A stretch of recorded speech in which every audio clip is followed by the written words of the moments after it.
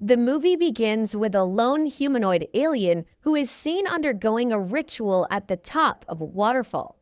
The humanoid alien takes out a cup of dark liquid and drinks from it, causing his body to decompose into particles of DNA after falling to the water. Tens of thousands of years later, in 2089, two archaeologists from Earth named Dr. Elizabeth Shaw and Dr. Charlie Holloway step into a cave in Scotland. The couple discovers an ancient marking which they call a star map, bringing them in awe and fascination. The two think of this as an encouragement and an invitation from humanity's pioneers and creators, known as the engineers, to come and find them.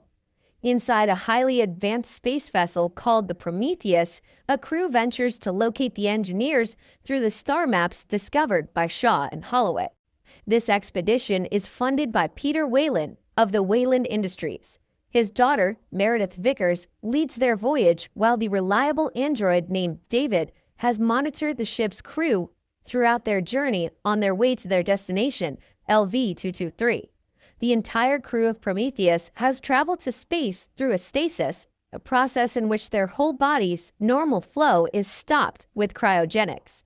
After a 2-year sleep, Vickers, Shaw, Holloway, and the rest of the crew all wake up when they arrive at their destination in December 2093.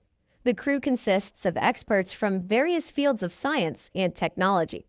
David assists them during their awakening, and the crew all meet and gather for the first time in 2 years. Vickers notices Janik, the captain and main pilot of the Prometheus, as he enthusiastically sets up a Christmas tree to commemorate the holidays. During their mission briefing, Weyland delivers a message to orient the crew. Besides, he introduces David, his recreation, as his son who will never grow old and die. Dr. Shaw and Dr. Holloway also explain their discoveries. They show images of their archaeological digs from all over the earth, in which men look up to the sky, worshiping giant beings from above. Using their accumulated star maps, the couple introduces their search for the engineers' living place.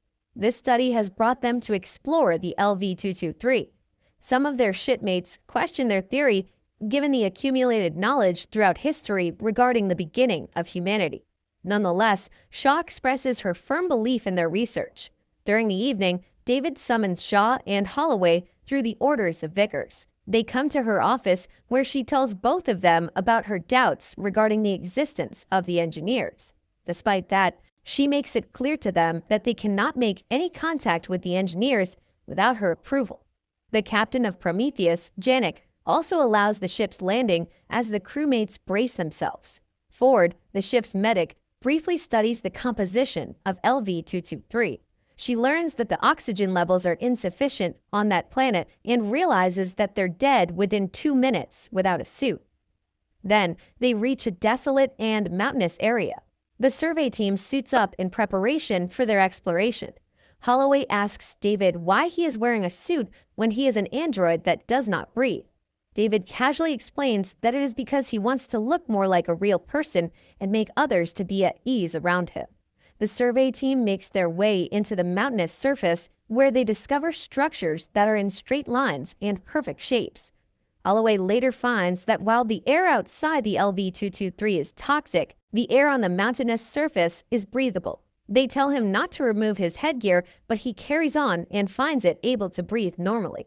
The rest of the crew remove their headgear, suspecting that something is manufacturing breathable air in the area.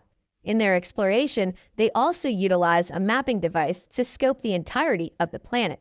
The mapping device scans through the mountainous surface, and the place's overall structure is illustrated through a hologram in the ship's control room.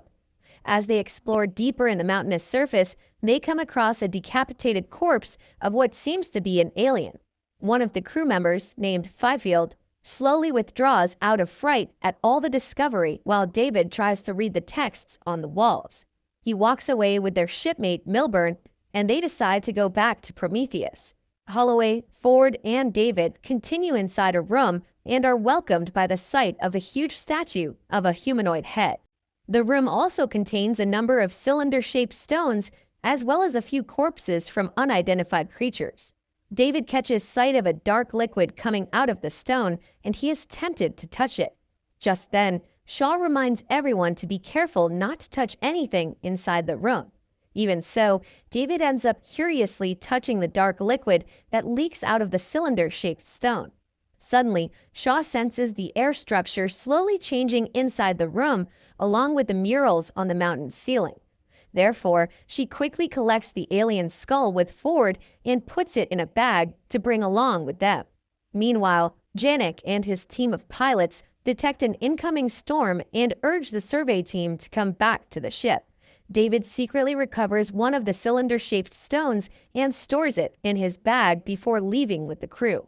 The crew rushes to get back to Prometheus as they race against the storm behind them. Shaw gets caught in the storm while trying to salvage the humanoid head that fell, but Holloway and David come to her rescue. While the survey team manages to return, Milburn and Fifield get lost inside the mountainous surface while on their way back to the ship. Janik detects a new life force inside the mountainous surface, informing Milburn and Fifield. The two check the location of the life force through Janik's instructions but find nothing. Unable to do anything at the moment, Janik instructs them to stay suited inside the mountainous surface while they wait for the storm to pass. Back in Prometheus, Shaw and Ford study the alien head and uncover that it is a helmet and not a skull. With the help of David, they lift the helmet up and find an actual head inside. Shaw becomes thrilled upon seeing the head, believing that it belongs to an engineer. Ford makes an incision to trigger its nervous system as the head slowly comes alive. It leaks out the black liquid, which is the same as before in the cylinder-looking stone, and produces an unusual odor, causing them to immediately contain the head. Shaw insists on continuing their study, so she orders Ford to collect more samples from the head. Later, David communicates briefly with Weyland using high-tech headgear. Vickers notices it and interrupts David, asking him about their conversation. David refuses to tell, and as a consequence, Vickers drags him in a corner and strangles him. David does not feel threatened, but ends up telling her Weyland's command to him is to work hard. In fact, Weyland orders him to test the effect of the dark liquid on Holloway. Later, David finds Holloway in a room. He asks Holloway how far he would go to gain his answers, and Holloway replies that he is willing to do anything and everything. Convinced of his answer, David then takes a portion of the dark liquid he retrieved and secretly puts it in Holloway's drink. Without even realizing it, Holloway unconsciously drinks it. Then, he comes to Shaw's cabin. Shaw shows him the matching DNA composition between the engineers and humans, confirming that they indeed came from the engineers. This means that the engineers are the creators of human beings. Holloway says that there is nothing special about the creation of life because anybody can do it. Shaw frowns at the thought, reminding him that she is infertile. He consoles her in an instant, and the two reconcile as they have an emotional moment. At the same time, Vickers arrives in the control room and finds Janik. Due to her indifferent and dismissive nature, Janik asks Vickers if she is a robot. In reply, Vickers tells him to come to her room, leaving the control room empty. Inside the mountainous structure, Milburn and Fifield discover the room containing the cylinder-shaped stones. The dark fluid has begun to leak rapidly out of each stone while the two explore them. Suddenly, a long snake-looking creature slowly approaches Milburn and Fifield. They contact the control room but get no response from anyone, including Janik. The creature tightens its grasp on Milburn and breaks his arm. Fifield tries to cut the creature off Milburn, but it splashes venomous fluid that quickly damages Fifield's helmet. The creature penetrates through Milburn's protective suit and kills him, while Fifield dies in the dark liquid. The storm passes the following day, therefore Prometheus comes back to the mountainous structure. Holloway wakes up feeling an odd sensation and finds his eyes slowly reddening. At the same time, Shaw wakes up to a call from Janik about losing track of Milburn and Fifield. The survey team drives with Janik back to the mountainous surface to fetch them. David, on the other hand, is instructed by Janik on a separate mission to track the life force he had detected in the control room earlier. From the Prometheus, Vickers tells David to uplink his feed to her room, permitting her to see the inside of the place remotely. David comes across the crew's mapping device and learns that it is stuck on a door. He lifts the door, allowing the mapping device to enter a room, which is revealed to be the innermost center of the mountainous surface. At this time, David disconnects his feed and cuts Vickers' remote access, angering her. David studies the room with interest, able to see a hologram of the engineers as he watches them in action. He learns through the hologram that the mountainous surface is actually the engineer's ship. Just when he finds out that the ship has set its destination on Earth, the hologram shuts off. His gaze heads towards a huge chamber which carries a living engineer under stasis. On the other side, Janek and the survey team continue their search for their two shipmates. They return to the room with the cylinder stones and notice the large amount of black liquid leaking from it. The crew is startled upon seeing Milburn's corpse, while Ford steps in to check his body. At this moment, Holloway suddenly falls. His eyes continue to worsen and an infection is suspected. Shadow calls the attention of Janek to get him treated. Just then, the snake-looking creature inside Milburn resurfaces and kills one of the crew members before escaping. Shaw halts their search for Fifield and Milburn, communicating with Vickers to send in a medical team for them. The black liquid uncontrollably seeps into Holloway's body, and he struggles in his suit. The survey team stops short just outside the ship's back door. Janek commands the door to be opened, but Vickers refuses to follow him. On the contrary, she wears her protective suit and brings out a flamethrower. She informs the survey team that Holloway is no longer allowed to board the Prometheus due to his threatening condition.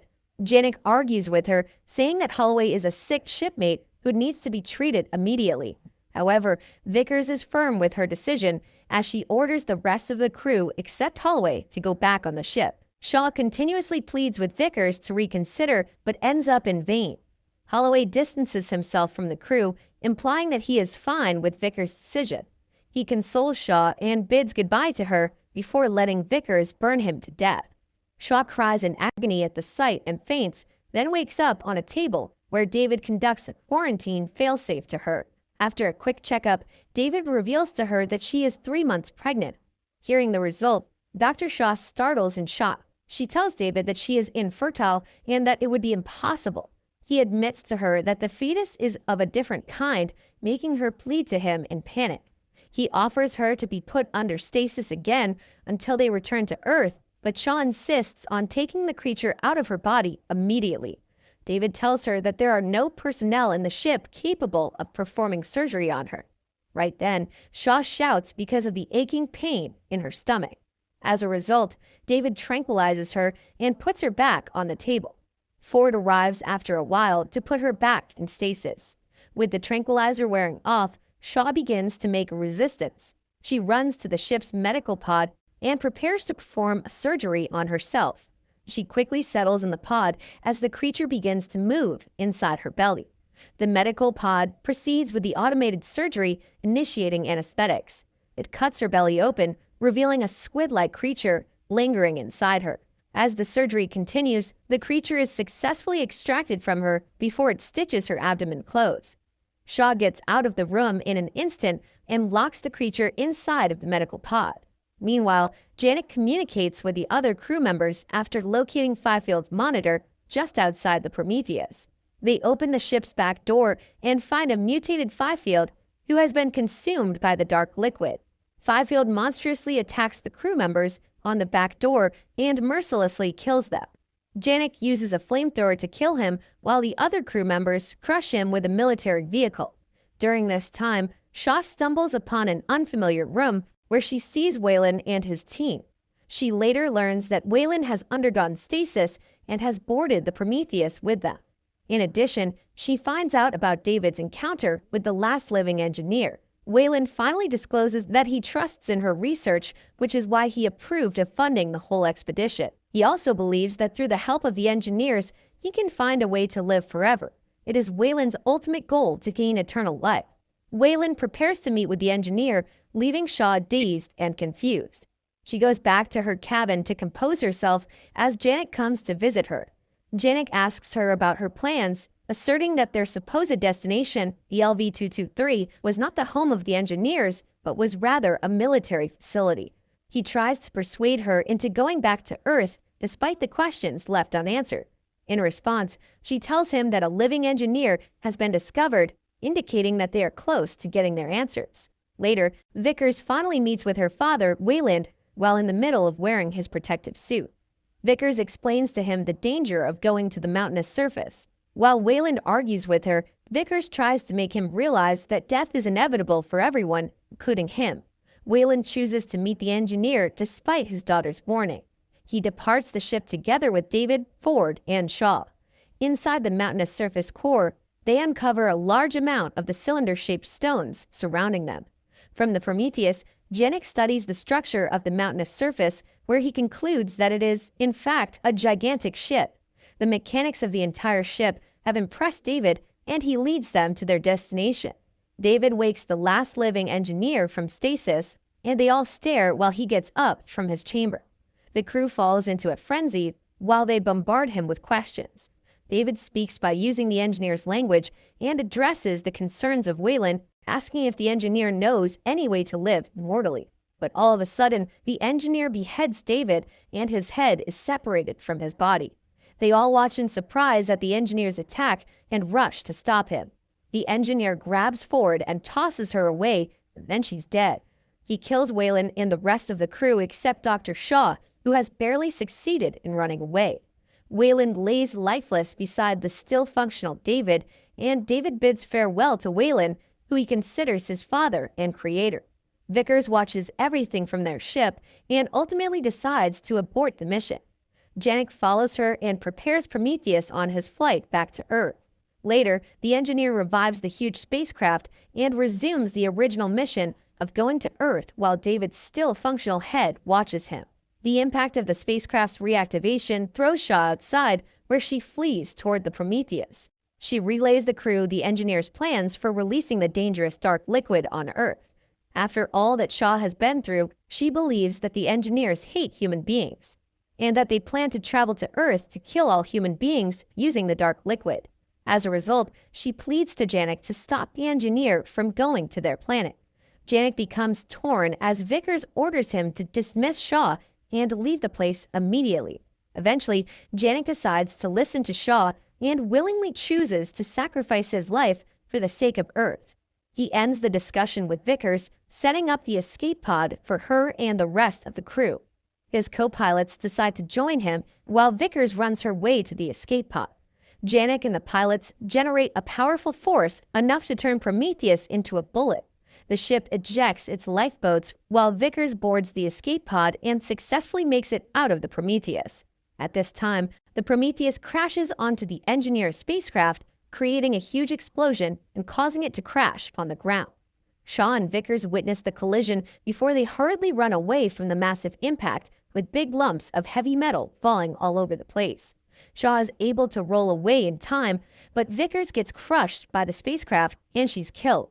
Shaw becomes the sole human survivor from the entire crew of Prometheus. However, she soon breathes with difficulties as a result of her damaged spacesuit.